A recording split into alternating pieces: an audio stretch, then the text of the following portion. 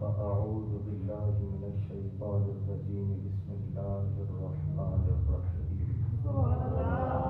قال الله تبارك وتعالى في القرآن الكريم يا أيها الذين آمنوا ادخلوا في السلم كافة ولا تتبعوا خطوات الشيطان إنه لكم عدو مبين صدق الله العظيم إن الله وملائكته يصلون على النبي يا أيها الذين آمنوا صلوا عليه وسلموا تسليما اللهم صل على سيدنا مولانا محمد وعلى آل سيدنا مولانا محمد وعلى أزواج سيدنا ومولانا محمد وعلى أصحاب سيدنا ومولانا محمد وبارك وسلم عليه بلند آواز الصلاة والسلام عليك يا سيدي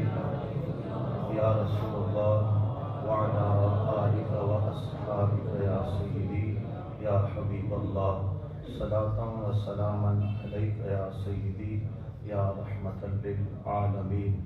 اللہ جل مجدہ الکریم کا لاکھ لاکھ فضل و احسان، زندگی کی ایک اور شام آقا نبی کریم حضور خیر الانام علیہ الصلاۃ والسلام کے پاک و پاکیزہ نام کرنے کی توفیق عطا فرمائی۔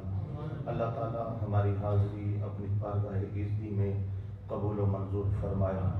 استاذ العلماء محسن اہل سنت یادگار اسلاف شیخ الحدیث و تفسیر علامہ محمد عبد الحلیم نقشبندی صاحب دامت برکاتہم العالیہ کو مبارکباد بھی پیش کروں گا، اور جملہ اس مسجد کے اور جلسہ کے منتظمین اور معاونین کو اور شکریہ بھی ادا کروں گا کہ اس قدیمی مرکز اہل سنت میں مجھے دعوت دی گئی اور اللہ کریم نے حاضری کا شرف عطا فرمایا۔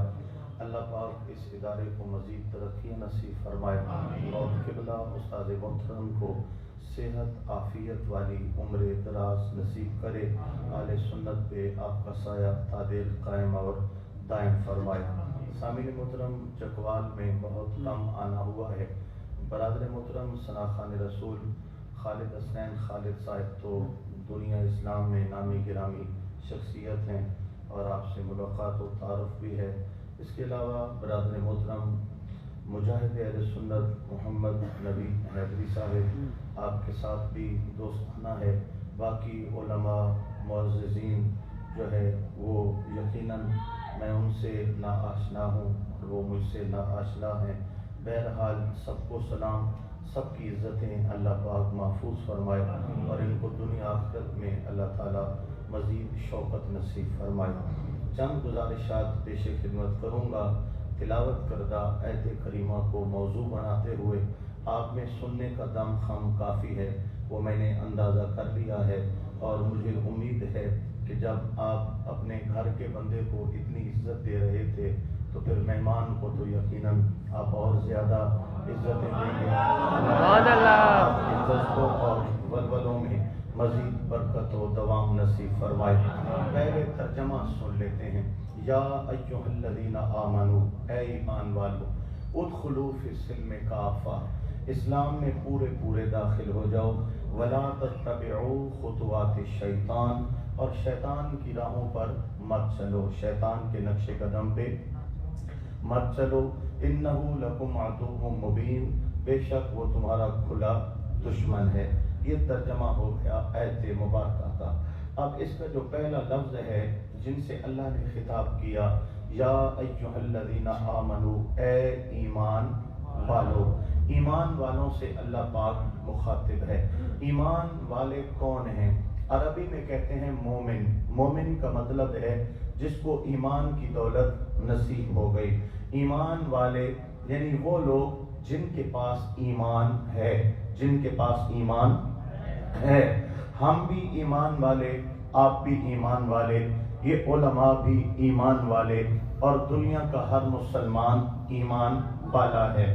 کبھی یہ بھی سوچا کہ ایمان ہے کیا؟ ایمان کس چیز کا نام ہے؟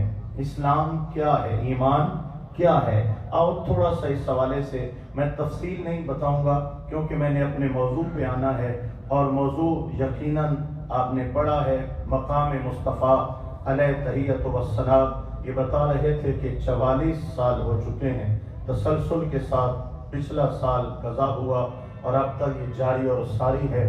جس نے آج تک جس انداز کے اندر بھی اس میں حصہ لیا، اللہ تعالیٰ سب کو جزائے خیر بخشے، اور جو دنیا سے چلے گئے اللہ پاک ان کی قبروں میں نور، اجالے، روشنیاں اور رحمتیں نصیب فرمائے۔ تو موضوع تو وہی ہے، اس طرف آنے سے پہلے یہ کہ اللہ پاک نے مخاطب کیا ایمان والوں کو، ایمان والے جن کے پاس ایمان ہے۔ ایمان کیا ہے؟ اگر ایمان کی تفصیل بیان کروں تو بس یہ چند لفظ کافی ٹھہریں گے کہ ایمان مفصل اور مجمل اس بات کا بیان ہے کہ ایمان کیا ہے۔ اللہ پاک کو اس کی ذات و صفات کے ساتھ وحدہ لا شریک ماننا ایمان کی شرط ہے۔ تمام انبیاء کرام کی نبوت کو تسلیم کرنا ایمان کی شرط ہے۔